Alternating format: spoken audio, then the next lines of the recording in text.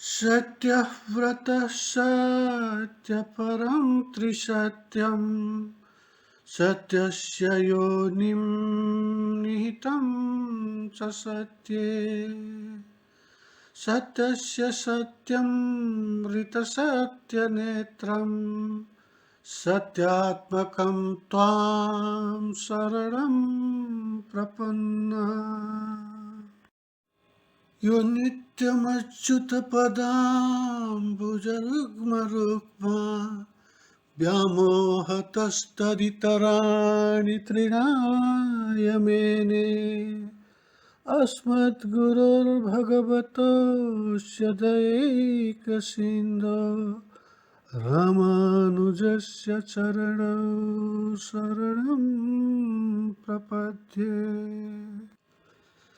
नारायणार्ययतिशेखरपादभक्तं गोविन्ददेशिकपदाब्जरसैकभृङ्गं श्रीराघवेन्द्रमुनितोर्जितशास्त्रबोधं श्रीपद्मनाभगुरुवर्यमहं प्रपद्ये श्री श्रीवानमलार्यदेशिकवरैर्दत्तार्थसम्पालकं गोविन्दार्य गुरोपदाब्जमधुपं लक्ष्मीशसेवारतं कौडिन्यावयरत्नभूतममलं तीर्थार्थयात्राकरं श्रीपद्मधरार्यदेशिकगुरुं वन्दे सदाभीष्टदम् ओम अस्मद्गुरुभ्यो नमः अस्मत्परमगुरुभ्यो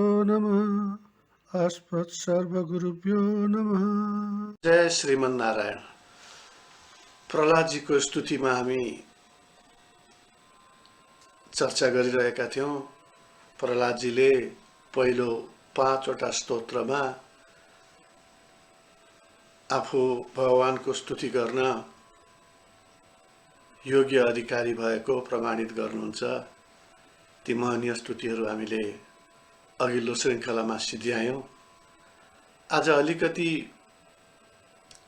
अति नै संक्षेपमा प्रहलादजीकै बारेमा चर्चा गर्नु सान्दर्भिक हुन्छ। हुन त यो कथा होइन, हामी स्तुतिको चर्चा गरिरहेका छौं, तैपनि कथा गंगा कसरी प्रवाहित भइरहेको छ भन्ने बुझ्नु आवश्यक छ। त्यसको चर्चा गर्नु पनि आवश्यक छ।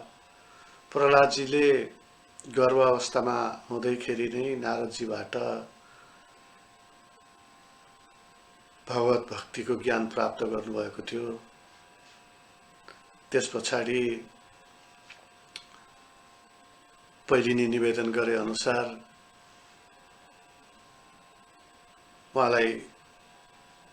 उहाँका पिता जो तपस्याको बलबाट भगवान विष्णुलाई परास्त गर्नको निम्ति तपस्या गरेर पराक्रमी हुनको निम्ति ब्रह्माजीबाट न मानिसले न जनावरले न दिउँसो न राति न भित्र न बाहिर कहीँ पनि मेरो मृत्यु नहोस् भन्ने वर प्राप्त गरेर अति पराक्रमी भएर देवताहरूलाई दुःख दिन थालिसकेका हुन्छन्। ती नै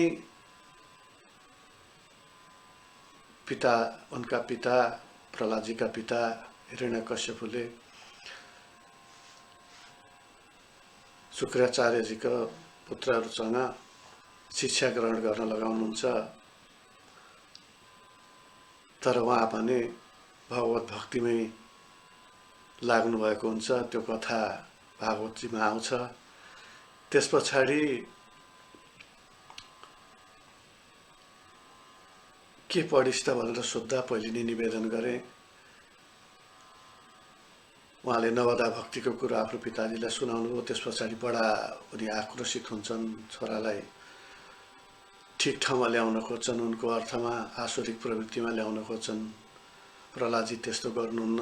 त्यसपछाडि अनेक प्रकारले उनलाई मार्न खोज्छन्। त्यो भागवतजीमा त्यसको विशद वर्णन छ। र केही नलागेपछि एक दिन ल देखा त तेरो भगवान कहाँ कहाँ हुन्छ, खाबामा पनि देखा था भन्दा त्यहाँबाट प्रकट भएर भगवानले उसको वध गरेको कथा आउँछ र त्यो स्तुति त्यही कथा पछिको स्तुति हो। यो मैले पहिले पनि निवेदन गरिसकेका छु। अब हामी 6औं स्तुतिदेखि चर्चा गर्न थालौँ क्रमशः। उहाँ भन्नुहुन्छ 6औं श्लोकमा, सर्वे यमी विधिकरास्तव सत्त्वधाम्नो ब्रह्मादयो वयमिवेश न चोद्विजन्त क्षेमाय भूतय उतात्मसुखाय चास्य विक्रीडितं भगवतो रुचिरावतारै। यहाँ उहाँ भगवानजीलाई अब शान्त हुनलाई, आफ्नो कोप आफ्नो क्रोधलाई शान्त गर्नलाई निवेदन गर्दै भन्नुहुन्छ, जसको कारणले हजुरले यो क्रोध गर्नुभएको उता गइसक्यो भन्ने आशयमा भन्नुहुन्छ र अगाडि उभिएका देवताहरूलाई लक्षित देवताहरूको बारेमा कुरा गर्दै भन्नुहुन्छ, यी देवताहरू हजुरको यो कोपसँग असाध्यै डराइरहेका छन्। यी देवताहरू पनि हजुरको सेवकहरू त हुन्, अन्य कोही होइन, यिनी सेवकहरू मात्र हुन् हजुरका।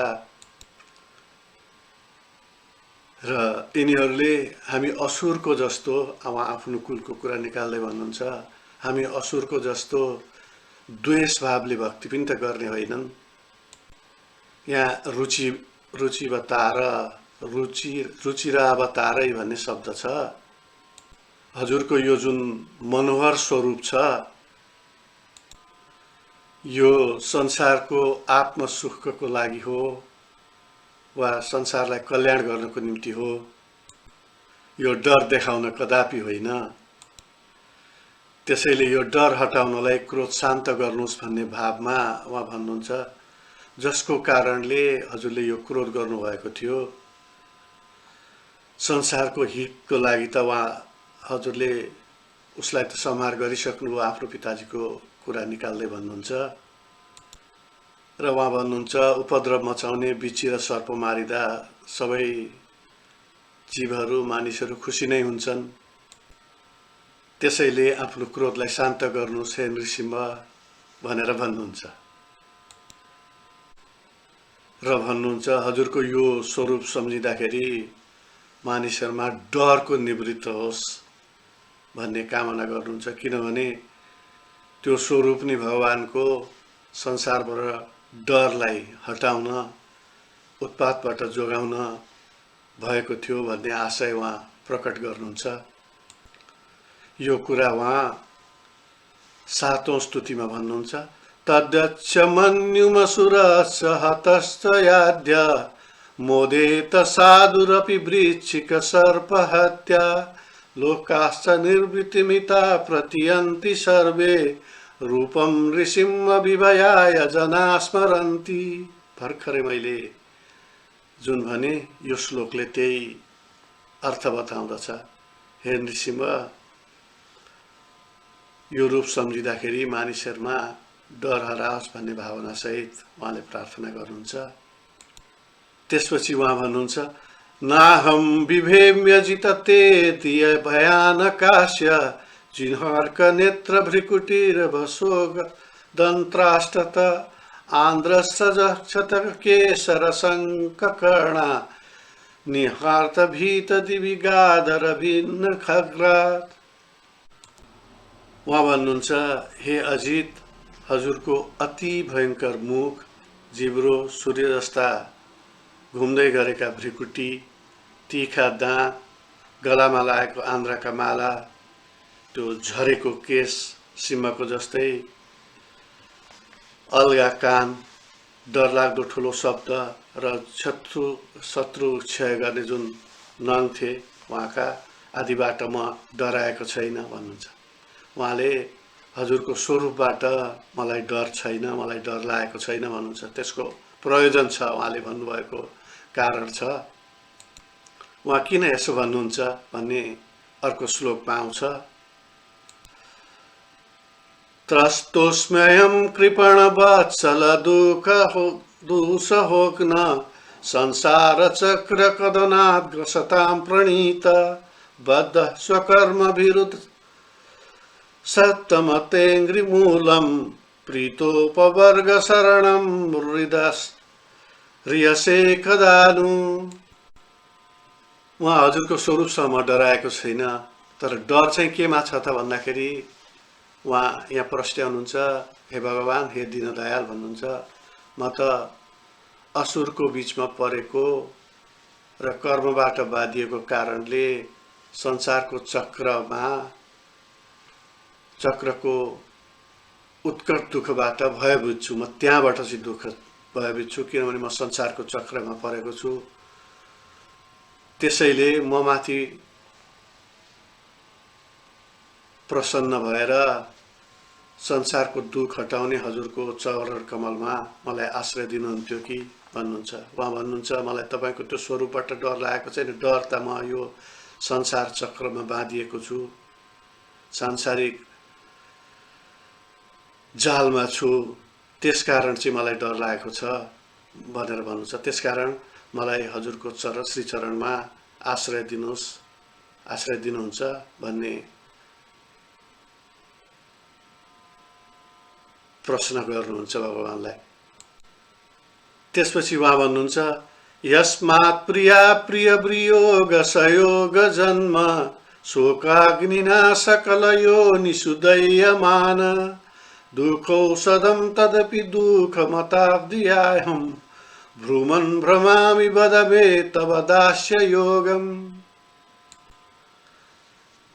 अब उहाँ बिस्तारै त्यो दास्य भावको कुरा गर्न थाल्नुहुन्छ। हे भगवान, हे भूमन भन्ने शब्दले उहाँ प्रयोग गर्नुहुन्छ। प्रिय वस्तुसँगको बिछोड र अप्रियसँगको संयोगबाट उत्पन्न हुने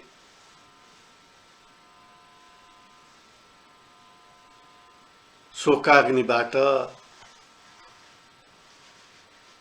जल्दै र ती दुःखबाट टाढा हुन गरिएको दुःखमय उपायहरूको सहारा लिँदै र देह आदिमा भएको अभिमानको कारणले सम्पूर्ण योनिहरूमा भड्किँदै घुम्दै रहेको छु। यसैले मलाई हजुरले तपाईँको यस दास्य भावको उपाय भन्नुहोस्, के गर्दा हजुरको दास्य भाव हुन्छ भन्। हिजो पनि अघिल्लो श्रृङ्खलामा निवेदन गरिएको थियो, देह अभिमान भन्ने बित्तिकै यो देह चाहिँ म हुँ भन्ने जुन अभिमान छ, बुझाइ छ, त्यसलाई देहाभिमान भनिन्छ। म जीव हुँ भन्ने भाव नभएको कारण त्यस्तो भाव आउँदछ।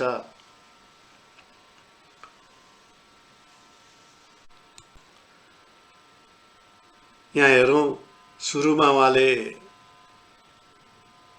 प्रार्थना गर्ने नि म अधिकारी हो कि होइन भन्ने ठाउँबाट आउँदै उहाँ अहिले कहाँ पुग्नुभयो भने प्रार्थना गर्ने अधिकारी पनि म हुँ भन्दै भन्दै भगवानलाई पनि शान्त गर्दै उहाँले भगवानलाई शान्त गराउनलाई, देवहरू हजुरका भक्त हुन्, असुरको जस्तो द्वेष भावले भगवानको भक्ति गर्दैनन्। द्वेष भावले कसरी भक्ति गर्दछन् भन्दाखेरि लामो समयसम्म तपस्या गर्यो भगवत प्राप्तिको निम्ति भन्दा पनि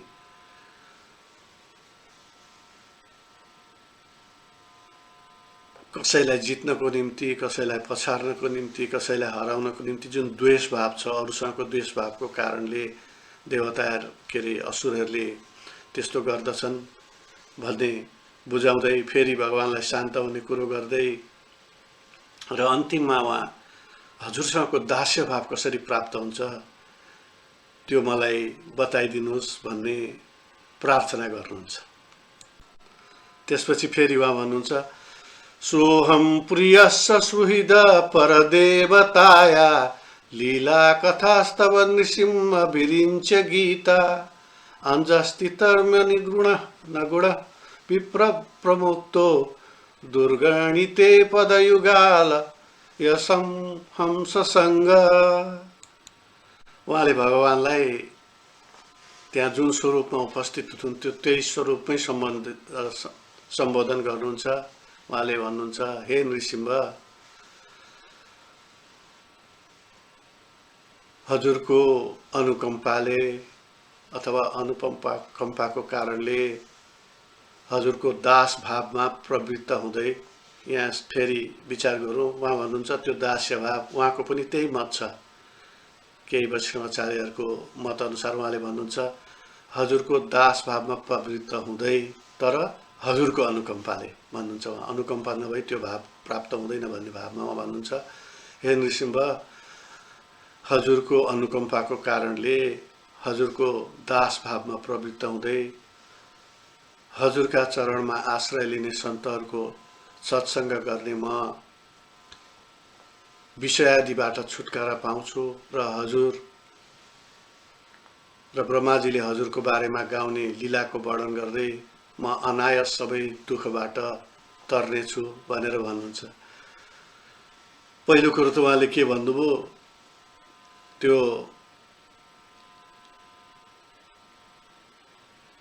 दास्य भावमा प्रवृत्त हुन पनि भगवानकै अनुकम्पा चाहिन्छ। दोस्रो के भन्नुहुन्छ भने सत्सङ्गबाट विषयादिबाट छुटकारा पाइन्छ। यहाँ सत्सङ्गको महत्त्वलाई भन्नुहुन्छ, हजुरका चरणमा आश्रय लिने, सुखदेवजीले भने जस्तै हजुरको शरणमा आश्रय लिने सन्तहरूको आश्रय लिँदै र ब्रह्माजीले गाउने हजुरको जुन लीलाको वर्णन छ, वर्णन गर्नुभएको छ, त्यो वर्णन गर्दै म पनि सबै दुःखबाट अनायास मुक्त हुन्छु। यहाँ दुःख भन्नाले सांसारिक दुःखको अघि जुन कुरा गर्नुभएको छ त्यो दुःखबाट निवृत्त हुन्छ भन्ने भाव छ। यहाँ यसपछि बडा महनीय भावमा उहाँ भगवानलाई भन्नुहुन्छ, बालस्य नेह शरणं पितरौ नृसिंह नार्तस्य चागदमुदवन्ति मज्जतो नो तप्तस्य तत्प्रतिविधीर्य इहाञ्जश्रेष्ठ सावद्विभोतनुभृतां तदुपेक्षिताना। हे नृसिंह, फेरि त्यही नामले भगवानलाई सम्बोधन गर्नुहुन्छ। दुःखबाट उत्तप्त मानिसको दुःखको निवृत्तिको लागि जो उपाय छन् तिनीहरूले ती उपायहरू हजुरले उपेक्षित गरेका मानिसहरूको निम्ति बडा क्षणिक छन्। कुनै उपाय छन्, त्यो उपायले काम पनि गर्लान्, तर हजुरले उपेक्षित गरेको मानिसहरू छन् भने तिनीहरू ती उपायहरू लामो समयसम्म काम लाग्दैनन्, ती क्षणिक छन् भन्नुहुन्छ। त्यसको मतलब ती दुःखबाट स्थायी रूपले निवृत्ति हुँदैन। उहाँ उदाहरण दिनुहुन्छ, बालस्य नेह शरणं पितरो नृसिंह भनेपछि भनेर भन्नुहुन्छ। हेर्नुहोस् न, हजुरले उपेक्षा गरेको बालकलाई त पितामाताले पनि रक्षा गर्न सक्दैनन्।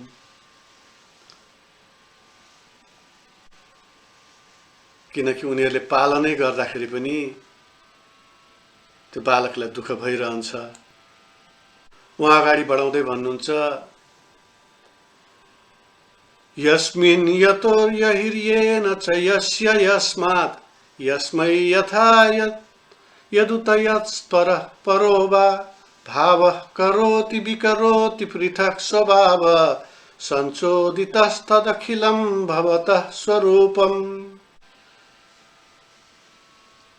जसमा भनेको भगवानमा, जसमा जुन निमित्त कारणले, जुन कालमा, जुन साधनबाट, जुन सम्बन्धले, जसबाट, जसको निम्ति जुन प्रकारले उत्पन्न वा रूपान्तरण गर्छन्, ती सबै गर्ने हजुरको स्वरूप हुन्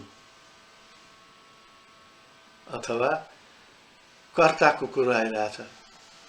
जसमा जुन निमित्त, जुन कारणले, जुन कालमा, जुन साधनबाट, जुन सम्बन्धले, जसबाट, जसको निम्ति, जुन प्रकारले उत्पन्न वा रूपान्तरण गर्दछन् वस्तुहरूको, जीवको, ती सबै गर्ने हजुरकै स्वरूप हुन्। फेरि पनि अर्थ के भन्दै हुनुहुन्छ भने सबै रक्षकहरू हजुर नै हो भन्नुहुन्छ। तर ती गर्ने के भने भगवानका सत्व रजतम गुण भएको उत्कृष्ट वा निकृष्ट जीव छन्, तिनले जसमा, जुन निमित्त, जुन कालमा, जुन साधनबाट, जुन सम्बन्धले, जसबाट, जसको निम्ति, जुन प्रकारले उत्पन्न वा रूपान्तरण गर्छन्, ती सबै गर्ने हजुर हो। अर्थ रक्षक भनेको हजुर मात्र हो। माया मन सृजति कर्ममयं बलीय कालेन चोदित गुणानुमतेन पुंस छन्दोमयं यद जयार्चित षोडसारं संसार चक्रमजकोतितरे ततोन्य दतन्य। उहाँ भन्नुहुन्छ हजुरको मायाको बलको कारणले, माया मन सृजति कर्ममयम बलीय को कारणले मानिसमा अति बलिष्ठ भावको अथवा अति बलियो प्रकारको कामनाहरूको सृजना हुन्छ।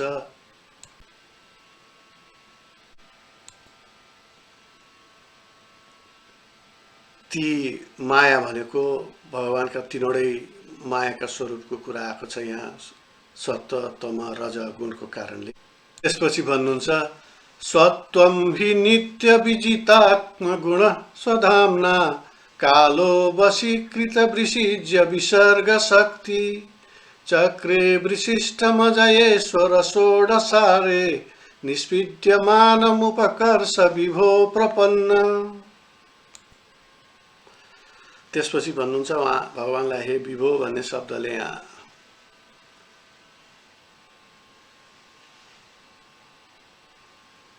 वर्णन गर्नुहुन्छ। हजुरले आफ्नो चैतन्य शक्तिद्वारा बुद्धिको गुणलाई जित्नु भएको छ र कालको प्रेरक भएकाले सबै कर्म र कारणहरूको शक्ति आफ्नो बसमा राख्नु भएको छ। यस्ता शक्तिशाली अधिष्ठाता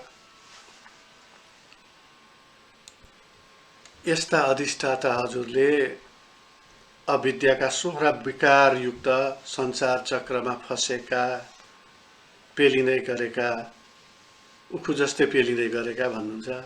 आफूलाई, आफ्नो शरणागतलाई हजुरतिर तान्नुहोस् भन्ने भाव राख्नुहुन्छ। त्यो उखु जस्तै पेलिराखेको छ।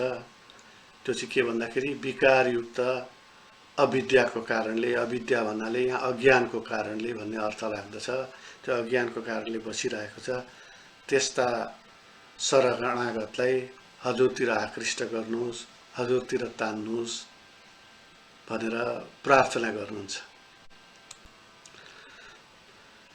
फेरि पनि विचित्रको भाव के छ उहाँको भने त्यो शरणागत भाव के छ भन्दाखेरि त्यो अविद्यामा रहेको, अज्ञानतामा रहेको भावलाई हजुरको चैतन्य शक्तिद्वारा,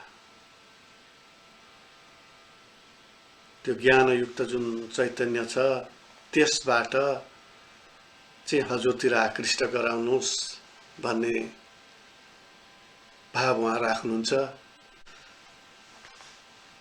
त्यसपछि उहाँ भन्नुहुन्छ दृष्टा मयादि विभोखिलधिष्णया पाना मायुश्रियो विभव इच्छतयाञ्जनोऽयं ये यस्मत्पितु कुपितः सवृषिं पितभ्रु विस्फुर्जितेन लुलिता सतुते निरस्ता। उहाँले भन्नुहुन्छ हे भगवान मैले, हे विभो भन्नुहुन्छ, हे भगवान मैले मानिसहरू जुन कारणले कर्मले स्वर्ग प्राप्त गर्ने इच्छा राख्दछन् अथवा लक्ष्मी प्राप्त गर्ने इच्छा राख्दछन् त्यस्ता लोकपालको आयु, लक्ष्मी भनेको धन सम्पत्ति अथवा वैभव मैले देखेको छु।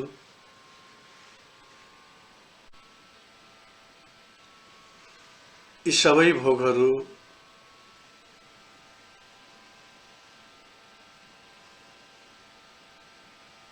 मेरा पिताको कोपयुक्त हाँसो र भ्रिकुटी चलाएको कारणले नाश भएको थियो भन्नुहुन्छ। उहाँले भगवानले भ्रिकुटी चलाएको कारणले, भ्रिकुटी भने यो आँखाको, र त्यस कारणले पिताजीको नष्ट भएको छ।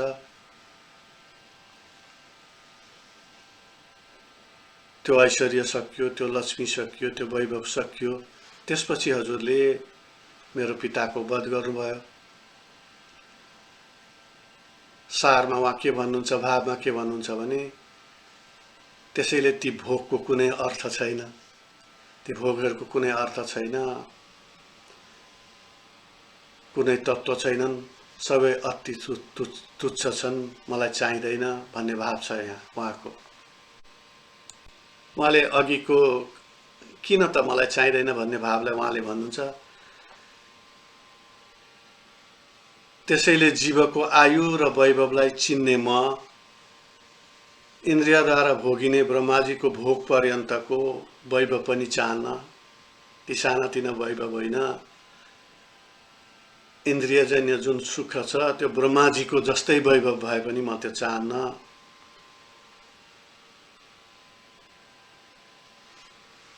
म सिद्धि पनि चाहन्न, किनभने म सबै हजुर कालस्वरूप परमात्माबाट नष्ट प्राय छन्।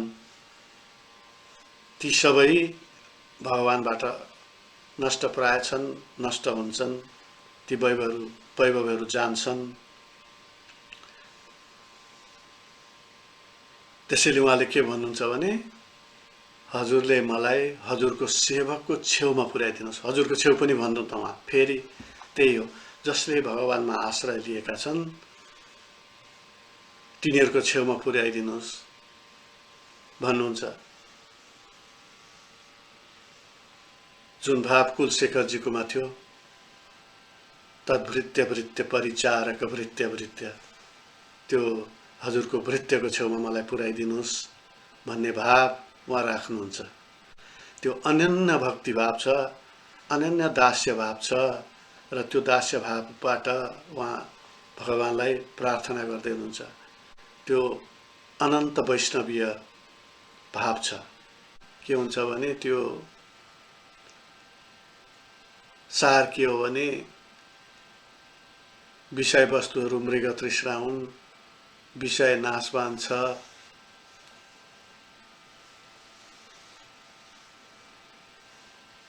र विषयको कामरूप अग्निलाई भनेको जुन कामनाहरूको मानिसहरूको जुन अग्नि छ, चाहना छ, त्यसलाई शान्त गर्दा गर्दै मानिसहरूले विरक्त हुने अवसरै पाउँदैनन् भनेको त्यो वैराग्य भाव मानिसहरूमा आउनै पाउँदैन भन्ने अर्थमा उहाँ वर्णन गर्दै जानुहुन्छ। त्यसपछि उहाँ आफूमा आएको वैराग्यको कुरो बिस्तारै जोड्न थाल्नुहुन्छ र भन्नुहुन्छ क्वाहम रजः प्रभव ईश तमोधिकेऽस्मिन् जात सुरेतर कुले क्वत्वकानुकम्पा न ब्रह्मणो न तु भवस्य न वै रमाया यन्मेर्पितः शिरसि पद्मकरः प्रसाद। अब त स्तुति गर्न सक्छु कि सक्दिनँ भन्ने संशय गर्ने मान्छे उहाँ के भन्न थाल्नु भने स्तुति गर्दा योग्य थिइनँ भने जस्तै यहाँ पनि भन्नुहुन्छ म योग्य त थिइनँ, तर हजुरकै कारणले मलाई वैराग्य भयो हे भगवान। कहाँ तमोगुण प्रदान भएको असुर कुलमा र रजोगुण सहित उत्पन्न भएको म कहाँ हजुरको कृपा यो एकसाथ हुन सक्दैन भन्ने आशंका भन्नुहुन्छ। तथापि हजुरले मेरो शिरमा आफ्नो करकमल राख्नु भएर जुन प्रसन्नता प्राप्त गराउनु भयो त्यो प्रसन्नता त ब्रह्मा इन्द्र लक्ष्मीजीलाई पनि प्राप्त भएको थिएन। विचित्रको भाव मैले हिजो पनि निवेदन गरेको थिएँ। भगवानले शास्त्रमा देखिएको ठाउँमा मलाई थाहा भएसम्म भगवानले शिरमा हात राखेको प्रहलादजी र ध्रुवजीलाई मात्रै हो। उहाँले यहाँ त्यही भन्नुहुन्छ। मलाई त्यसले यति प्रसन्नता दियो हजुरले शिरमा हात राखेको त्यो प्रसन्नता त ब्रह्माजीलाई पनि प्राप्त भएन, इन्द्रजीलाई पनि प्राप्त भएन, स्वयं हजुरको हृदयमा वास गर्ने लक्ष्मीजीलाई पनि प्राप्त भएन भन्नुहुन्छ। बर्बर स्वामीजीले लोकाचार्य स्वामीजीको ग्रन्थलाई गर्नुभएको टीकामा आधारित जुन छलफल आएको थियो त्यसको एउटा पक्ष यहाँ उजागर हुन्छ। को शरणागत हुन पाउँछ भन्ने कुरोमा आएको थियो। यहाँ आफै भन्नुहुन्छ म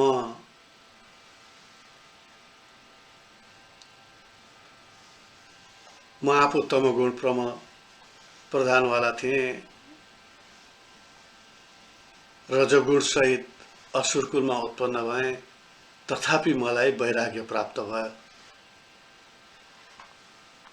र त्यो वैराग्य हजुरको कृपाले प्राप्त भयो भनेपछि उहाँले के भन्नुहुन्छ भने यी सबै मानिसहरूको निम्ति सिङ्गो लोकको निम्ति भगवत प्राप्ति, वैराग्य प्राप्ति र त्यस माध्यमबाट शरणागति प्राप्ति अथवा शरणागति सम्भव छ भन्ने तर्फ उहाँको यो श्लोकले पनि इङ्गित गर्दछ। उहाँ भन्दै जानुहुन्छ नैषा परावरमतिर्भवतो ननुष्या जन्तोर्यथात्मसुहृदो जगतस्तथापि संसेवया सुरतरोरिवते प्रसाद सेवानुरूपमुदयो न परावरत्वम्।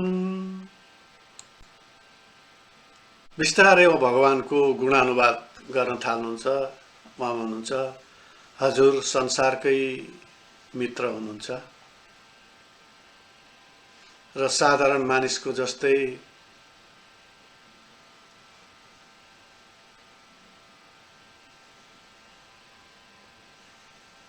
ब्रह्मादि उत्तम हुन्, असुर नीच हुन् भन्ने उच नीचको भाव राख्नुहुन्न। कल्पवृक्षले जसरी सेवकलाई फल दिन्छ त्यसै गरी कल्पवृक्षले जस्तै हजुर सेवकलाई सेवा अनुरूपको फल दिनुहुन्छ। किनभने हजुरमा प्रसाद दिनको लागि उत्तमता र अधमताको मापदण्ड छैन। विचित्रको भाव, फेरि त्यो भाव भगवानको द्वैत दृष्टि छैन, उच नीचको भावना भगवानमा छैन। यी असुर हुन्, यी देवता हुन्, उत्तम प्रकृतिका देवता हुन्, यी नीच प्रकृतिका असुर हुन् भन्ने भाव पनि राख्नुहुन्न। सेवा गरे फल दिनुहुन्छ, कसले गर्यो त्यो सेवा भन्नुहुन्न। यो उत्तम र अधम प्रकृतिको सेवकबाट भएको सेवा हो भन्ने भाव राख्नुहुन्न भन्ने भगवानको जुन एउटा सबैसँग उत्तिकै कृपा हुन्छ, उत्तिकै करुणा हुन्छ भन्ने भगवानको त्यो गुणलाई उहाँ यहाँ गुणानुवाद गर्नुहुन्छ र अगाडि भन्नुहुन्छ एवं जन निपतितं प्रभवाहि कूपे कामाभिकाम मनुयः प्रपतन् प्रसंगा कृत्वात्मसात् सुरसेना भगवन् गृहीत सोऽयं कथं नु वृषिजे तव भृत्य सेवा कृत्वात्मसात्वसुरसिणा भगवन् गृहीत सोऽयं कथं नु वृषिजे तव भृत्य सेवा। सो जो अर्थ छ यसमा म प्रार्थना गर्दै भन्नुहुन्छ, हे भगवान्, यो सर्पयुक्त संसार कुवामा निमग्न रहेका विषयाभिलाषी पुरुषहरूको अनुसरण गर्ने र उनीहरूकै अनुरूप यस कुवामा फसेको म माथि हजुरकै परम भक्त नारदजीले आफ्नो ठानेर अनुग्रह गर्नुभयो। यहाँ संसारको कुवालाई सर्पयुक्त भन्नुहुन्छ, त्यसले दंश मात्रै गर्दछ, टोकिरहन्छ, दुःख छ भन्ने अर्थमा संसारलाई कुवा रूपी भन्नुभएको छ। र त्यहाँ रहेका विषय अभिलाषीहरू, कामनायुक्त मानिसहरू, विभिन्न कामनाहरूको अभिलाषा गर्ने मानिसहरू रहन्छन् र त्यस्तालाई म अनुसरण गर्ने मानिसलाई म त्यो कुवामा फसेको विषययुक्त संसारको कुवामा फसेको त्यो मानिसलाई हजुरकै परम भक्त नारदजीको कृपाले मलाई आफ्नो ठानेर कृपा गर्नुभयो। त्यसको अर्थ नारदजीले उहाँ गर्भमै छँदै दिएको उपदेशको प्रसङ्ग उहाँले निकाल्नुहुन्छ। त्यस्ता अनुग्रह गर्ने हजुरका सेवकको साथ मैले कसरी छोडौँ भन्नुहुन्छ। फेरि त्यही भाव छ, भगवानका भक्तहरूको कृपाले ममा यो भाव आयो, यो वैराग्य भाव आयो, यो भक्ति भाव आयो, त्यसकारण म यो संसार रूपी विषयादि युक्त संसारिक कुवाबाट बाहिर निस्कँदैछु। त्यस्तो कृपा गर्ने हजुरका सेवकहरू, हजुरका भक्तहरूको साथमा कसरी छोडौँ। तात्पर्य के हो भन्दा उहाँले हामीहरूलाई पनि एक अर्थले बुझाइराख्नु भएको छ भगवानको प्रार्थना गर्दा कि भगवत सेवामा लाग्नुभएका प्रपन्नहरूको, भक्तहरूको, भागवतहरूको सङ्गत, सत्सङ्गत मानिसको निम्ति मुक्ति प्रदायक हुन्छ भन्ने अर्थमा उहाँ यहाँ भन्नुहुन्छ।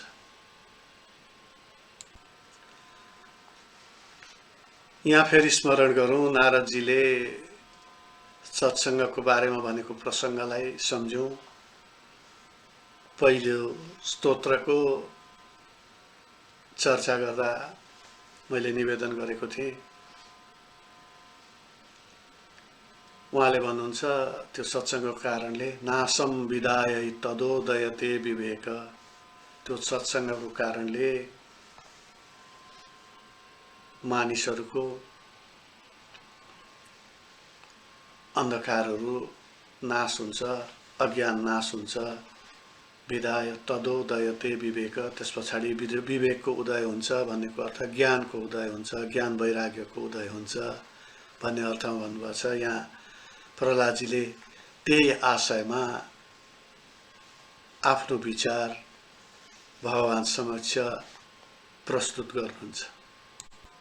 यति भनिसकेपछि उहाँ भन्नुहुन्छ, मत्प्राण रक्षण मनन्त पितुर्वधश्च मन्ये स्वकृत ऋषि वाक्यमृतं विधातुं खङ्गं प्रसह्य यदवोच दश विदित्सु स्वामीश्वरो मदपरो बतुकं हरामि। म आफ्नै प्रसङ्ग निकालेर भन्नुहुन्छ फेरि, हे अनन्त, हे भगवान, जब मेरो पिताले हातमा खड्ग लिएर पुत्र हत्या जस्तो अयोग्य कर्म गर्न, त्यो कर्म गर्ने अभिप्रायले मलाई भने यदि म बाहेकको ईश्वर छ भने, त्यो हिरण्यकश्यपले भनेको कुरा गर्नुहुन्छ यहाँ, यदि म भन्दा कोही अर्को ईश्वर छ भने त्यो ईश्वरले आएर तेरो रक्षा गरोस्, म तेरो शिर काट्दैछु।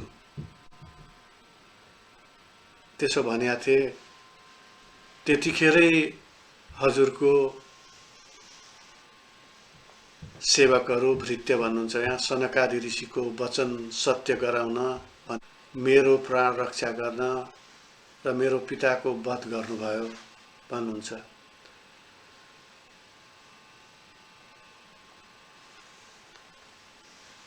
उहाँले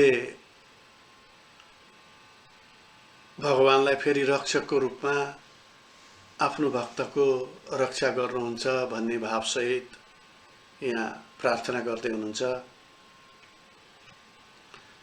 र भगवान एकदेखि बाहेक अर्को कोही रक्षक छैन, ईश्वर एक छ भन्ने अर्थदेखि अर्को ईश्वर छैन, मदेखि बाहेक अर्को कोही ईश्वर छ भने त्यसले तँलाई रक्षा गरोस् भन्दाखेरि अर्को ईश्वर त्यहाँ प्रकट हुनुभयो र प्रहलादजीलाई रक्षा गर्नुभयो। त्यस अर्थमा पनि यहाँ बुझ्नु सान्दर्भिक हुन्छ। त्यही कुरा अगाडि बढाउँदै उहाँ भन्नुहुन्छ, एकस्त्वमेव जगदे तदमुष्ययत्व आद्यन्त यो पृथगवस्यसि मध्यतश्च सृष्टा गुणः व्यतिकरं निजमाययेदं नानावतैरवसितस्तदनुप्रविष्ट। उहाँ त्यही भन्नुहुन्छ।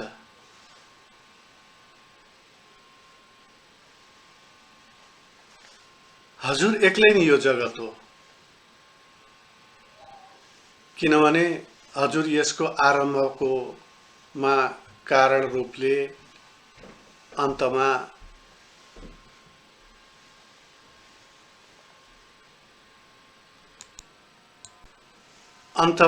अवधि रूपले र मध्यमा आधार रूपले स्थित हुनुहुन्छ र आफ्नो माया गुणले परिणत हुने यो जगतको सृष्टि गरेर त्यसमा प्रवेश गरेर अनेक रूपमा भए जस्तो देखिनुहुन्छ भन्छ। उहाँ के भन्नुहुन्छ? सार ईश्वर एक हुनुहुन्छ, म अनेक रूपमा देखिनुहुन्छ, अनेक भए पनि ईश्वर एकै हुनुहुन्छ। त्यो अर्थमा उहाँले भगवानको त्यो एकत्वलाई एकमात्र ईश्वर हुनुहुन्छ भन्ने जुन भाव छ, एक हुनुहुन्छ, अनेकमा देखिनुहुन्छ, अनेक एकमा प्रविष्ट हुनुहुन्छ भन्ने त्यो दार्शनिक पक्ष भगवानको बारेमा उहाँले यहाँ वर्णन गर्नुहुन्छ।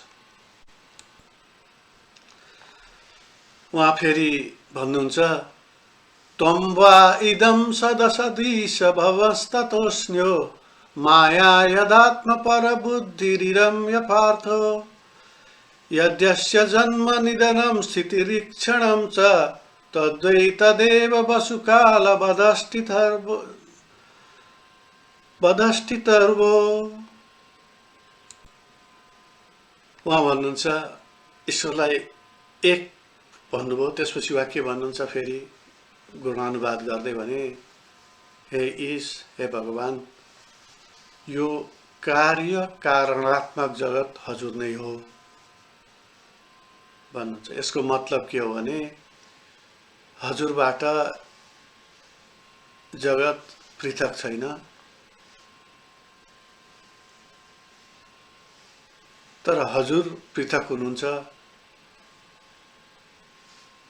किनभने हजुर जगतको आदि र अन्तमा रहनुहुन्छ, जगत रहँदैन।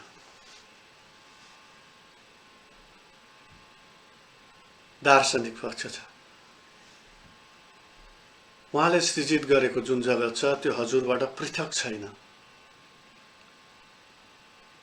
तर हजुर चाहिँ पृथक किन भन्दाखेरि त्यो जगत नभएको बेलामा पनि हजुर हुनुहुन्छ, अगाडि पनि हुनुहुन्थ्यो र पछाडि पनि रहनुहुन्छ, किनभने विभिन्न कल्पमा फेरि संहार हुने, फेरि सृष्टि हुने कुराहरू शास्त्रमा आउँछ, त्यसतर्फ इङ्गित गर्नुहुन्छ। तर उहाँ यो पनि भन्नुहुन्छ, हजुर सिङ्गो जगत हजुरकै रूप भएकाले यो आफ्नो र यो पराई भन्ने सोच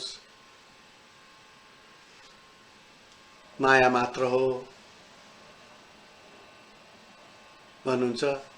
सबै जगत हजुरकै रूप हो, किनभने जुन वस्तुबाट जसको जन्म हुन्छ, जसमा मरण हुन्छ र जसमा स्थिति र प्रकाश हुन्छ त्यो वस्तु तदरूप हुन्छ भन्नुहुन्छ। त्यो भनेको हजुरकै स्वरूप हो, जहाँबाट निस्किन्छ त्यही विलीन हुन्छ भन्ने अर्थमा।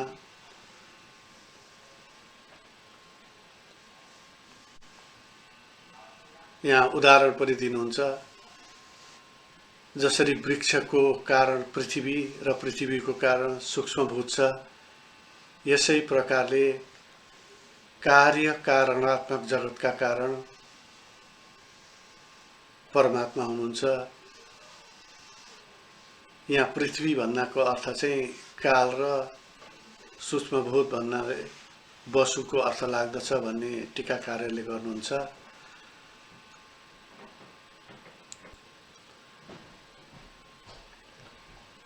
महनीय पक्ष के हो यस श्लोकको भने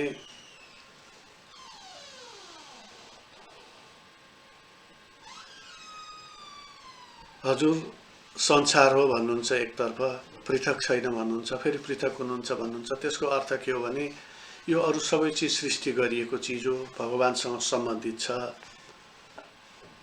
बडा विशिष्ट अद्वैत भाव छ यहाँ। त्यो भाव के हो भन्दाखेरि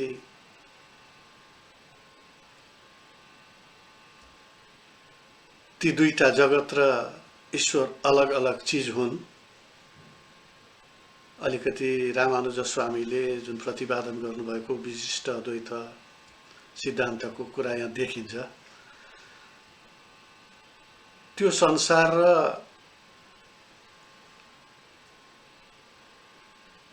ईश्वर परमात्मा फरक देखिन्छन्, तर त्यो जगत परमात्मामा समाहित छ। त्यो फरक यसकारण देखिन्छ कि त्यो जगतको आदिमा जगत नभएको बेला पनि भगवान हुनुहुन्छ र नभएको बेला अन्तमा पनि भगवान हुनुहुन्छ। तथापि त्यो सम्बन्ध छ, ईश्वर नै त्यो जगत हो, किनभने ईश्वरबाटै त्यो आएको हो भन्ने अर्थ देखाउनुहुन्छ। स्तन्ये ददात्मनि जगद्विलयाम्बुमध्ये शेषेत्मना निज सुखानुभवो निरीह योगेन मीलितदृगात्मनि पीतनिद्रा स्तूर्येस्ततो न तु तमोनुगुणांश युङ्क्षे। ते हजुर पृथक हुनुहुन्छ भन्ने भाव देखाउँदै भन्नुहुन्छ, हजुरले संसारलाई जगतलाई आफैमा समेटेर आफ्नो स्वरूपभूत भएको सुख अनुभूत गर्दै प्रलय कालको कुरा गर्नुहुन्छ। प्रलय कालमा जलमा निद्रामा भए जस्तै शयन गर्नुहुन्छ।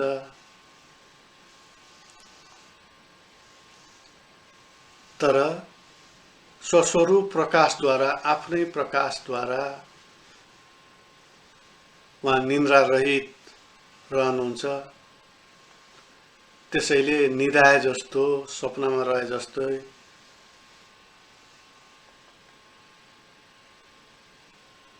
अज्ञानी पुरुष जस्तो अज्ञानयुक्त हुनुहुन्न भन्नुहुन्छ।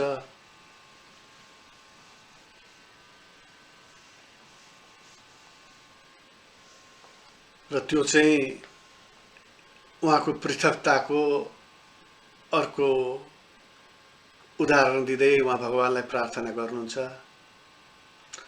विचार गरौँ, यहाँ अहिले भगवानको त्यो नृसिंह स्वरूपको मात्रै प्रार्थना गरिराख्नु भएको छैन, भगवानका अनन्य कालदेखिका विभिन्न बेलादेखिका भगवानका गुणानुवादहरू गरिराख्नु छ, अघिको बेलादेखिको चर्चा गरिराख्नु भएको छ। यहाँ अहिले जुन चर्चा गर्दै हुनुहुन्छ त्यो प्रलय कालको चर्चा गर्दै हुनुहुन्छ।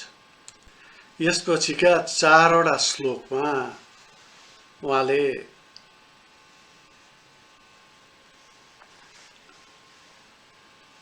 भगवान कारण भएकोले जसरी आदिको प्रपञ्चमा पनि अलग हुनुहुन्थ्यो त्यस्तै मध्यमा पनि अलग हुनुहुन्थ्यो भन्नुहुन्छ उहाँ। त्यो आदिकालमा चिरनिन्द्रामा रहेको अवस्थामा अलग देखिनु भएको थियो, त्यो मध्यमा पनि अलग हुनुहुन्छ भन्ने भावसहित अब आउने 4 वटा श्लोकमा उहाँ भन्नुहुन्छ। ती 4 वटा श्लोकलाई यहाँ एकैचोटि भनौँ।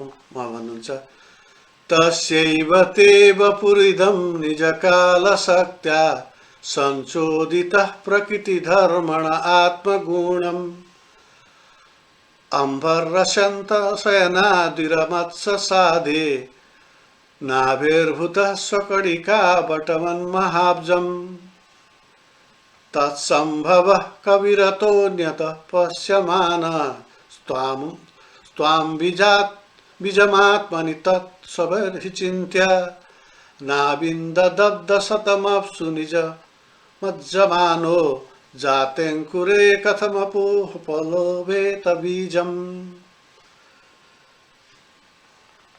यी 2टा श्लोक भए। अरू 2टा श्लोकमा उहाँ भन्नुहुन्छ स्वत्वात्मयो निरतविस्मित आस्थितोब्जं कालेन तीव्र तपसा परिशुद्ध भाव त्वामात्मनि सम्भुवि गन्धमिमाति सूक्ष्मं भूतेन्द्रियाशयमये विततं ददर्श एवं सहस्रवदनाङ्घ्रिशिरः करोतु नासास्य कर्णनयनाभरणायुधाढ्यं मायामयं सदुपलक्ष्य सन्नवेशं दृष्टा महापुरुषमापमुदं विरिञ्ची। उहाँ वर्णन गर्दै भन्नुहुन्छ यिनै 4 वटा श्लोकको कुरा गरौँ। प्रलयकालमा जलमा सुत्ने हजुरको स्वरूप यो पृथ्वी हो। उहाँले त्यसरी व्याख्या गर्नुहुन्छ किनभने जुन प्रलयमा हजुर लीन हुनुहुन्छ त्यही प्रकृतिको सत्तादि धर्मलाई हजुरले आफ्नो काल शक्तिमा प्रेरित गर्नुभयो र जब शेषशय्याबाट हजुरको निन्द्रा खुल्यो, हजुरको नाभिबाट यो ब्रह्माण्ड रूपी महाकमल उत्पन्न भयो। जसरी सानो बरको बिउबाट ठुलो बरको रुख उम्रिन्छ भन्नुहुन्छ। उहाँले भगवानलाई त्यो सुतिरहेको स्वरूपलाई बरको बीज भनेर त्यो माथि नाभि कमल जुन निस्किन्छ जहाँ माथि ब्रह्माजी बस्नु भएको भनिन्छ त्यसको स्वरूप उत्पन्न भयो र त्यो चाहिँ त्यो ब्रह्माण्ड रूपी महाकमल उत्पन्न भयो भनेर भन्नुहुन्छ। त्यो उहाँ बिस्तारै भगवानको सृष्टिको कुरा गर्न थाल्नुहुन्छ। अघि आदिको चिरनिन्द्राको कुरा गर्नुहुन्थ्यो, त्यसपछिको मध्यकालको कुरा गर्न थाल्नुहुन्छ। त्यसपछि भन्नुहुन्छ त्यही कमलबाट उत्पन्न भएका सूक्ष्मदर्शी ब्रह्माजीले योभन्दा अगाडिको स्तुतिहरुमा आएको छ। ब्रह्माजीले त्यहाँ चाहिँ म कहाँबाट आएँ कसरी आएँ भन्दै 100 वर्ष तलमाथि त्यहाँ गरेको र अनि तपस्या गरेको कथा आउँछ। उहाँले त्यो कमल बाहेक केही पनि देख्न सक्नु भएन र आफैमा व्याप्त आफ्नो बीज रूपको खोज गर्दै जलमा प्रवेश गर्नुभयो र त्यहाँ हजुरलाई 100 वर्षसम्म खोजिरहनु भयो तर उहाँले भेट्नु भएन। त्यो ठीक पनि हो भन्नुहुन्छ प्रहलादजी, किनभने अंकुरबाट उत्पन्न भएपछि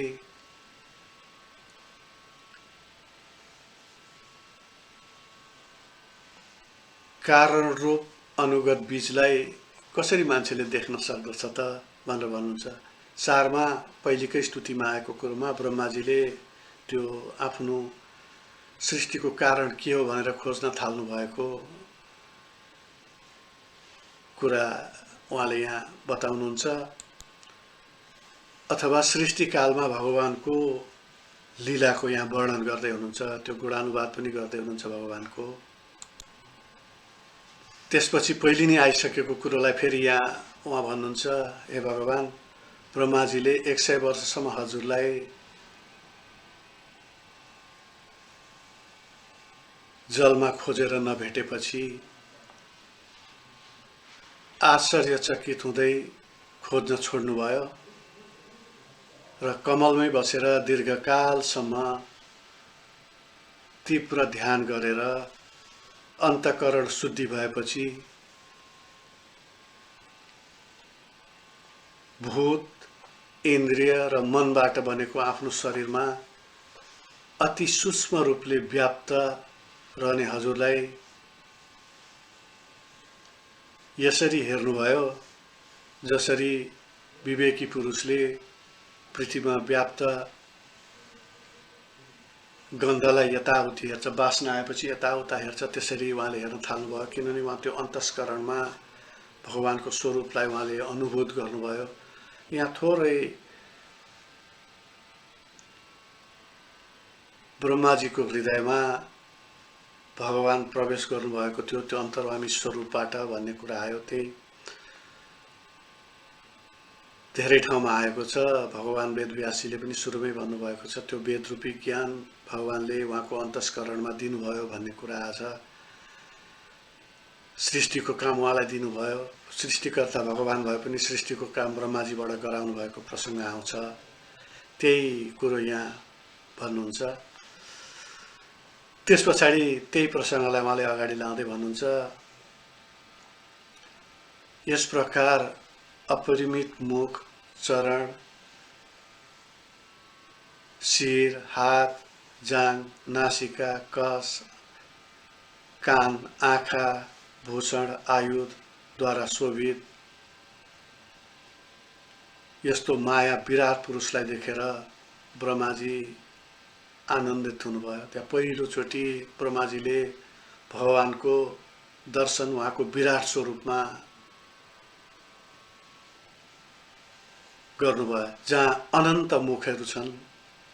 त्यो विराट स्वरूपको जहाँ सारा संसार स्थित छ भन्ने अर्थमा अनन्त मुख छन्, अनन्त चरणहरू देखिन्छन्, अनन्त शिरहरू देखिन्छन्, अनन्त हातहरू देखिन्छन्, अनन्त जाँघहरू देखिन्छन्, नासिका देखिन्छन्, कान देखिन्छन्, आँखा देखिन्छन्, अनन्त आयुध अस्त्रहरू बोक्नु भएको देखिन्छ। त्यस्तो भगवानको स्वरूपलाई ब्रह्माजीले देख्नुभयो भन्दै त्यो सृष्टिकालको थोरै वर्णन गर्न थाल्छ। अहिलेसम्मको स्तुतिहरूमा आएका प्राय सबै कुराहरू प्रहलादजीले आफ्नो स्तुतिमा गर्नुभएको छ, त्यसको वर्णन गर्नुभएको छ। त्यसको एउटा उदाहरण यो पनि हो। त्यसपछि ती चारवटा स्तुतिहरू सकिए, श्लोकहरू सिद्धिएपछि पाँचौँमा उहाँ के भन्नुहुन्छ भने, त्यसपछि भगवान हजुरले स्वतः रूप तथा थोरै अवतारको प्रश्नहरू ल्याउन थाल्नुहुन्छ। भगवानको त्यो विराट स्वरूप पछाडि अरू स्वरूपहरूको वर्णन गर्न थाल्नुहुन्छ। अवतार, भगवानका विभिन्न अवतारहरूको स्वतः रूप र हयग्रीव मूर्तिबाट शोभित हजुरले वेदद्रोही तथा अति प्रबल बलशाली रजोगुण र तमोगुणको जुन स्वरूप छ, त्यस्तो मधुकैटभ दैत्यहरूलाई वध गरेर ब्रह्माजीलाई सबै वेद प्रदान गर्नुभयो। त्यसैले वेद भगवानबाट ब्रह्माजीमा प्राप्त भयो भन्ने जुन भगवान वेदव्यासीको सुरुको स्तुतिमा हामीले भनेका थियौँ, तेने ब्रह्म हृदय आदि कवये मुह्यन्ति अच्युराय भन्ने जुन स्तुति आएको थियो मङ्गलाचरणमा, त्यही अर्थ यहाँ वेद चाहिँ भगवानले दिनुभयो भन्ने छ। उहाँ भन्नुहुन्छ, यो अन्तिममा भनेको जुन व्याख्या थियो त्यो यो स्तुतिमा उहाँले भन्नुहुन्छ, तस्मै भवान हयशिरस्तनुभं च बिभ्रत् वेद तुहावति बलौ मधुकैटभाख्यौ हत्वा नयच्छुतिगणास्तु रजस्तमस्य स्वत्वं तव प्रियतमां तनुमामनन्ति। त्यही वेद चाहिँ भगवानले ब्रह्माजीलाई दिएको जुन कथन थियो त्यही कथन यहाँ यो श्लोकमा छ। त्यसपछि उहाँ भन्नुहुन्छ इत्थं मृतिर्यगृषिदेव झसावतारे लोकान् विभावयसि हंसि जगत्प्रतीपां धर्मं महापुरुषपाशि युगानुवृत्तं छन्नः कलौ यदभवः श्रीयुगोऽथ सत्वम्। प्रार्थना गर्दै भन्नुहुन्छ हे भगवान, हजुरले यस प्रकारले मनुष्य, चरा, ऋषि, देवता र जलचरको रूपमा अवतार धारण गरेर लोकको कल्याण गर्नुहुन्छ, असुरादिहरूको वध गर्नुहुन्छ, युगको धर्मको रक्षा गर्नुहुन्छ र कलियुगमा कुनै अवतार नलिकन गुप्त रहनुहुन्छ। यसरी तीन प्रकारका युगमा प्रकट हुने हजुरको त्रियुग नामले प्रसिद्ध हुनुहुन्छ भन्छ। भगवानको एउटा नाम त्रियुग पनि हो। यहाँ बडा कतै नभनिएको भागवतमा यसअघि उहाँ भन्नुहुन्छ कलिकालमा भगवानको कुनै अवतार हुँदैन भनिएको छ। कलिको अन्तमा कल्की अवतार हुने कुरो शास्त्रहरूमा वर्णित छ। उहाँले यहाँनिर हयग्रीव अवतारको बाट भगवानले रक्षा गरेको जुन अवतारको प्रसङ्ग ल्याउने बित्तिकै उहाँले एकैचोटि के भन्नुभयो भने मनुष्यको रूपमा होइन, विविध स्वरूपमा, त्यो मानव स्वरूपमा, चराचुरुङ्गीको स्वरूपमा, ऋषिको स्वरूपमा, देवताको स्वरूपमा, जलचरको स्वरूपमा अवतार धारण गर्नुहुन्छ भन्नुहुन्छ। स्मरण रहोस्, जलचरको रूपमा भगवानको मत्स्य अवतार भएको छ, देवताको रूपमा अवतार भएको छ, ऋषिहरूको रूपमा भएको छ। कपिलकै कुरा गरौँ, ऋषभदेवकै कुरा गरौँ, परशुरामजीकै कुरा गरौँ, मनुष्यको रूपमा भगवानका राम र कृष्णको अवतार भएको छ। यी विभिन्न स्वरूपमा भगवानले अवतार ग्रहण गर्नुहुन्छ भन्नुहुन्छ। यसरी भगवत तत्त्वको निरूपण गरिसकेपछि फेरि तीनवटा श्लोकमा फेरि पनि उहाँ त्यो दैन्य भाव जुन वैष्णवीय भाव छ प्रकट गर्दै आफ्नो अयोग्यताको वर्णन गर्दै भन्नुहुन्छ नैतन्मनस्तव कथासु विकुण्ठनाथ सम्प्रीयते दुरितदुष्टमसाधु तीव्रं कामातुरं हर्षशोकभयैषणार्तं तस्मिन् कथं तव गतिं विमिषामि दीनः। दीन भावमा उहाँ फेरि त्यही भन्नुहुन्छ, म अयोग्य छु भनेर भन्नुहुन्छ। यहाँ विकुण्ठनाथ भन्ने शब्द आछ, भगवानलाई विकुण्ठनाथ भन्नुहुन्छ। पातकबाट दूषित, असाधु, अनम्र, कामातुर, हर्षशोक, भय र तीन प्रकारका ऐषणाबाट भनेको त्यो ऐषणा भनेका के हुन्छन् भने पुत्रैषणा भन्छ शास्त्रमा, वित्तैषणा भन्छ, लोकैषणा भन्छ। ती तीन प्रकारका ऐषणाबाट दुखित मेरो मन हजुरको कथामा अनुरक्त छैन। यस्तो मनले म हजुरको तत्त्वको कसरी विचार गर्न सकौँ भन्नुहुन्छ। उहाँ फेरि यहाँ थोरै त्यो वैराग्य भावको कुरा गर्नुहुन्छ। मेरो मन अन्त कतै छ। पुत्रैषणा, वित्तैषणा, लोकैषणा, ती तृष्णाहरूको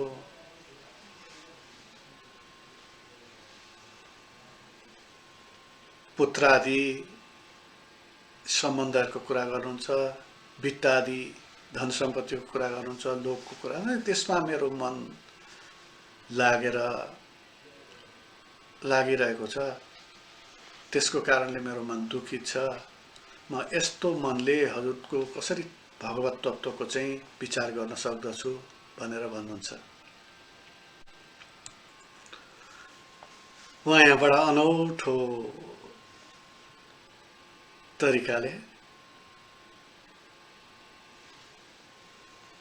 उपमा सहित। यसपछि भन्नुहुन्छ पहिले त्यसको अर्थै भनौँ। उहाँले के भन्नुहुन्छ भने जसरी धेरै सपत्नीहरूले कसैका धेरै पत्नी हुन्छन् हरूले पतिलाई आफ्नो घरमा आउनको लागि दबाब दिन्छन्, त्यसैगरी हे भगवान मलाई मेरो अतृप्त जिब्रो मह जस्ता रसतर्फ, मेरो काम वासना कामिनीको तर्फ, छाला मेरो त्वचा जुन छ चन्दनको तर्फ, ममा जुन भोक छ त्यसले खानाको तर्फ, मेरो कान जुन छ त्यसलाई गीततर्फ सङ्गीत, मेरो घ्राणलाई मेरो जुन घ्राण शक्ति छ त्यसलाई सुगन्धतर्फ, मेरा चञ्चल आँखाहरू जुन छन् त्यो रूपको तर्फ,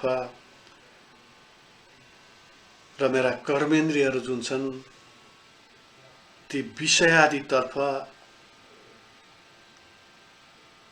तिनीहरूले मलाई विषयादितर्फ तान्दछन् भनेर भन्नुहुन्छ। जीवै कतोचित विकर्षति मा वितृप्ता, शिश्रिण्यतस्तदगुदरं श्रवणं कुतश्चित्, घ्राणोऽन्यच्चपलदृक् क्वच कर्मशक्ति, वर्य सपत्न्य इव गेहपतिं लुनन्ति।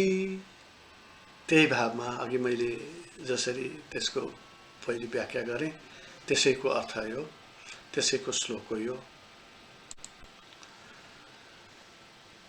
त्यसपछि उहाँ भन्नुहुन्छ एवं स्वकर्म पतितं भवदैतरण्या, मन्यो जनन्य जन्म मरणासन भीतं, पश्चाज्जनं सपरिविग्रह वैरमैत्रं, हन्तेति पारचरपि प्रिय मूढमध्य, हन्तेति पारचरपि प्रिय मूढमध्य।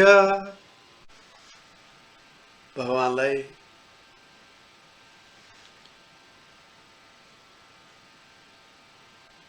पार तार्नेको निम्ति कृपा गर्न, अनुकम्पा गर्न प्रार्थना गर्नुहुन्छ।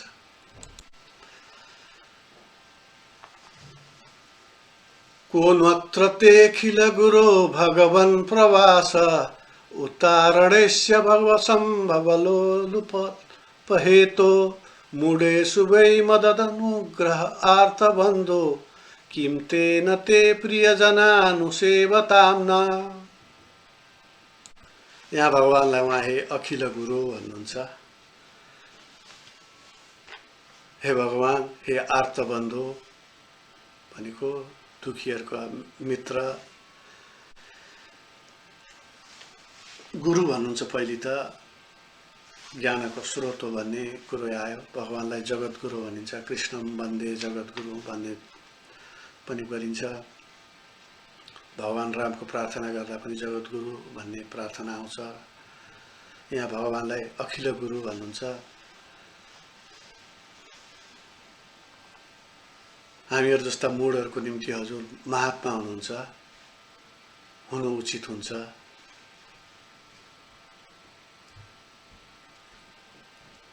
हामी हजुरको सेवा गर्ने, हजुरका भक्तको सेवा गर्ने मानिस नहौँ।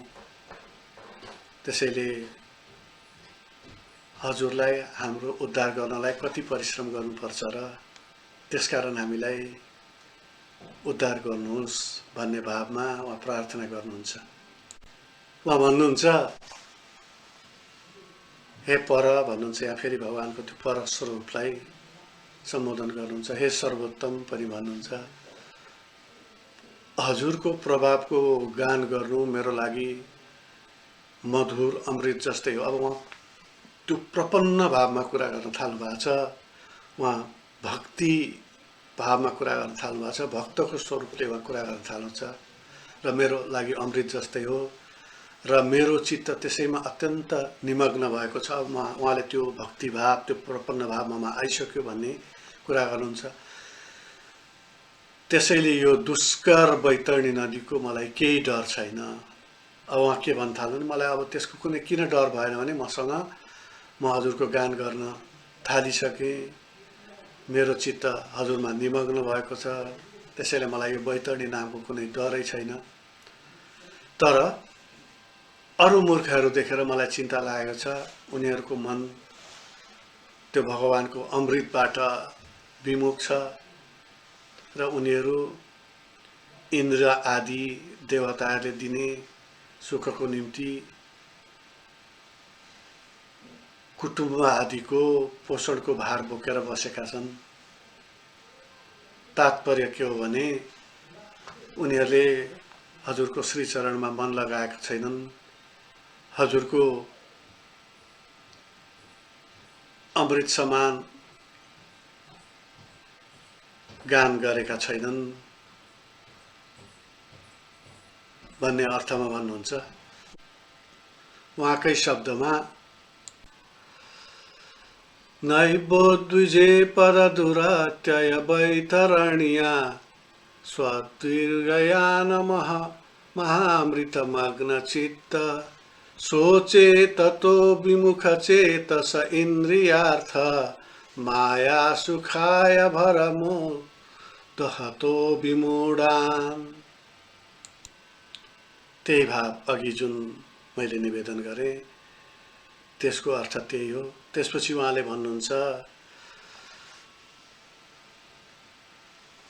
प्राणेन देवमुनय स्वविमुक्ति कामा मौनं चरन्ति विजनेन पदार्थ निष्ठा नैतान् विहाय कृपणान् विमुमुक्ष एको नान्यं तदस्य शरणं भ्रमतो नुपश्ये।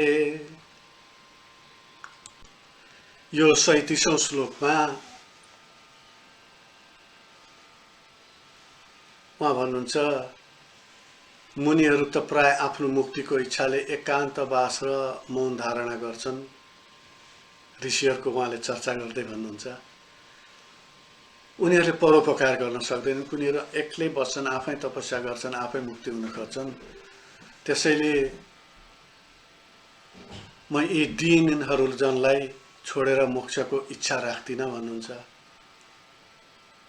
ऋषिहरू एक्लै गर्छन्, अरू दिन हिँड्छन्, म उनीहरूलाई छोडेर एक्लै मोक्षको इच्छा राख्दिनँ।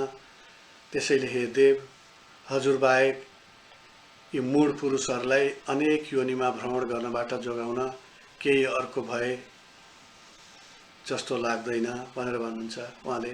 ऋषिहरू त आफै जानुभयो, तप गर्न थाल्नुभयो, त्यहाँ धेरै मानिसहरू छन् अरू, तिनीहरू त्यो बाटो चिन्दैनन्। तिनीहरूलाई छोडेर म एक्लै मोक्षको कामना गर्दिनँ र मलाई के लाग्दछ भने हजुरदेखि बाहेक यिनीहरूको निम्ति अरू कुनै मोक्षको मार्ग पनि छैन, साधन पनि छैन भन्ने अर्थमा भन्नुहुन्छ। त्यस पछाडि 38औं श्लोकमा उहाँ भन्नुहुन्छ जसको भाव छ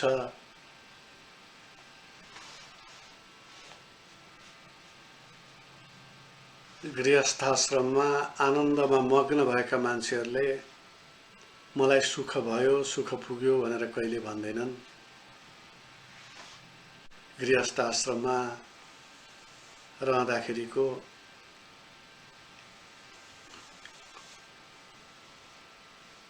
कामी पुरुषहरूको उदाहरण दिँदै भन्नुहुन्छ यहाँ। त्यसपछि उहाँ के भन्नुहुन्छ भने मौन व्रत, श्रवण, तप, वेदपाठ, स्वधर्मको व्याख्यान, एकान्तवास, जप, समाधि जस्ता मोक्षका साधन भनिएको भए पनि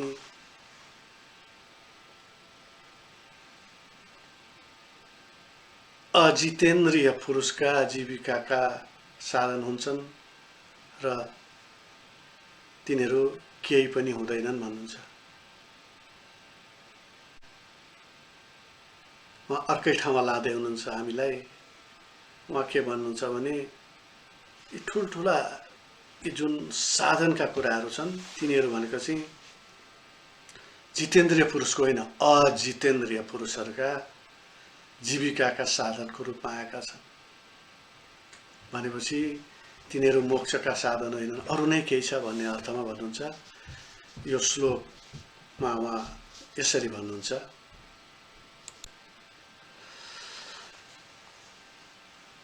मौन व्रत श्रुत तपोध्ययन स्वधर्म व्याख्या रहोज प्रसमाधय समाधय आप वर्ग्या प्राय परम पुरुष ते त्वजितोन्द्रियाणि वार्ता भवन्त्युत नवात्र तुदम्भिकानाम। त्यही अर्थमा जीविकाका उपायको निम्ति, जीविकाको स्वरूपको निम्ति मान्छेहरूले गर्दछन्। त्यसो भए गर्नु पर्यो चाहिँ के त भन्ने कुरामा यस पछाडिका 3वटा श्लोकमा उहाँले भक्तिको कुरा गर्नुहुन्छ। उहाँले भक्तिबाट मात्र भगवत ज्ञान प्राप्त हुन सक्दछ भन्ने कुराहरू गर्नुहुन्छ। व्याख्या गर्न थाल्नुहुन्छ उहाँ भन्नुहुन्छ, बीज अंकुरको जस्तै हजुरको कार्य र कारणात्मक दुईटा रूप वेदले प्रकाशित गरेको छ भनेको वेदमा ती दुईटा स्वरूपहरू छन्। यिनी बाहेक हजुरलाई चिन्ने अर्को लिङ्ग छैन भन्नुहुन्छ, अर्को पहिचान छैन।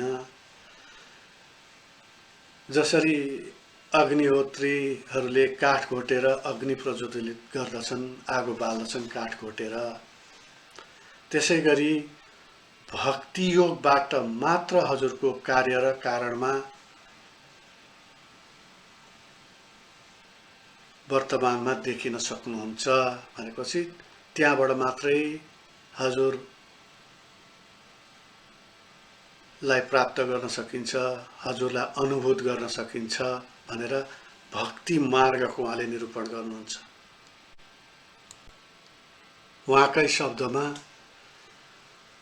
रूपे इमे सदसति तव वेद सृष्टे बीजांकुरारिव न चान्यद रूपकस्य युक्ता समक्षमुभयत्र विचिन्वये त्वां योगेन वह्निमिव दारुषदान्यतः स्यात्। अघि जे भन्यो त्यो उहाँको शब्दमा यही हो। त्यसपछि उहाँ भन्नुहुन्छ अर्को श्लोकमा, त्वं वायुरग्नि वनिर्व्यदम्भो मात्रा प्राणेन्द्रियाणि हृदयं चिदनुग्रहश्च सर्वं त्वमेव सगुणो विगुणाश्च भूमन् नान्यत्तदस्यपि मनोवचसा निरुक्तम्। हे भुवन भन्नुहुन्छ उहाँले भगवानलाई, वायु, अग्नि, पृथ्वी, आकाश, जल, शब्द आदि विषय, प्राण, इन्द्रिय, मन, चित्त, देवतावर्ग, स्थूल सूक्ष्म जगत र मन वाणीद्वारा प्रकाशित हुने जति पनि वस्तु छन् ती हजुरभन्दा भिन्न छैनन् भन्नुहुन्छ उहाँ। यहाँ एउटा शब्द छ, सर्व त्वमेव सगुणो विगुणश्च भूम। ती सगुण देखिने पनि नदेखिने पनि सबै हजुर नै हुनुहुन्छ भन्नुहुन्छ उहाँ। त्यसपछि 42औं श्लोकमा जो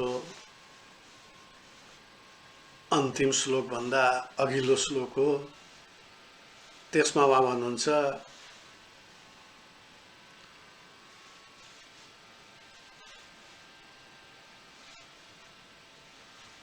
मनुष्य देवता सहित सत्व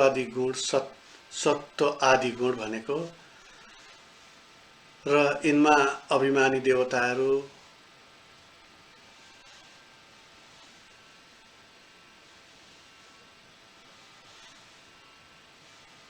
महत आदि तत्त्वहरू तथा चित्त बुद्धि अहङ्कारहरूले हजुरलाई चिन्दैनन्। त्यसकारण उनीहरू के गर्दछन् भने उनीहरू समाधिबाटै हजुरको उपासना गर्दछन् भन्नुहुन्छ। उहाँ भन्नुहुन्छ यहाँ उहाँ भक्तिको निरूपण गरिराख्नु भएको हुनाले भक्तिको प्राधान्यतालाई यहाँ निरूपण गरिराख्नु भएको छ।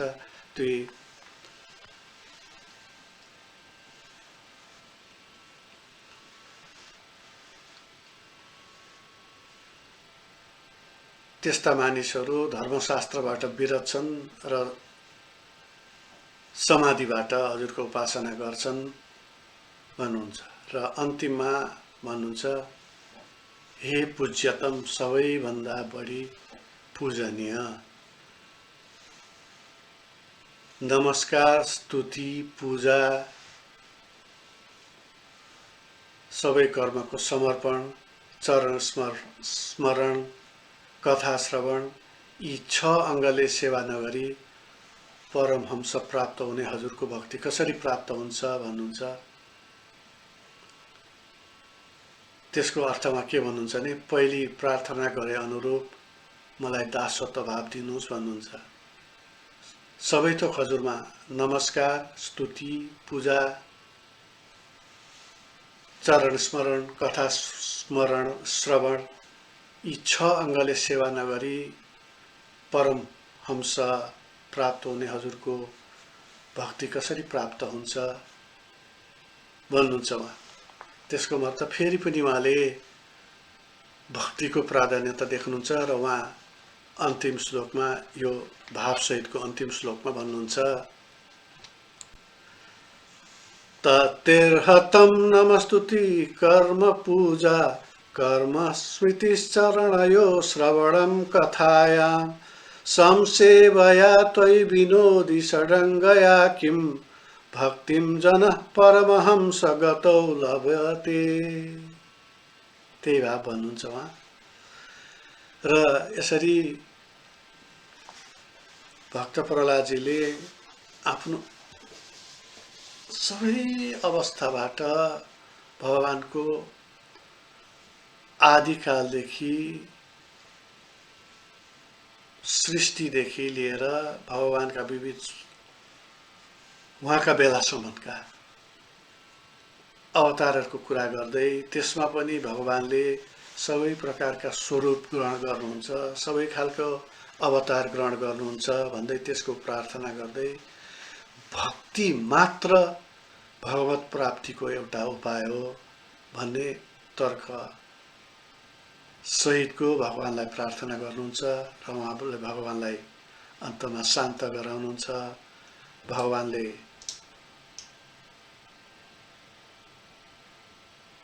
उहाँलाई वर माग्न भन्दा उहाँले कथा आउँछ बहुत मिठो भाव छ के माग्ने र भक्ति नै मागौँ भगवान नै माग्छु भन्ने भावमा उहाँले भगवानसँग भगवानको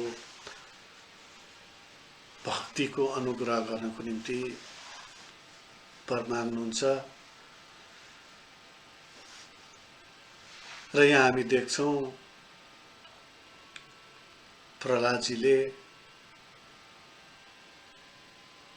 आचार्य चरणहरूले भने जस्तै कुनै पनि वंशमा जन्मिएको होस्, कुनै पनि जातमा होस्, कुनै पनि अवस्थामा भएको मानिसहरू हुन्, भगवानलाई प्राप्त गरे उहाँ यहाँले बैतरणी भन्नुहुन्छ, बैतरणी तर्ने अवस्था रहन्छ। अरू कुनै विधि विधान गर्नु पर्दैन, भक्तिभावले गरे हुन्छ। उहाँले अन्तिममा आएर 39औं उहाँको जुन श्लोक छ त्यो श्रीमद् भागवतको 39औं होइन कि स्तुतिको 39औंमा उहाँले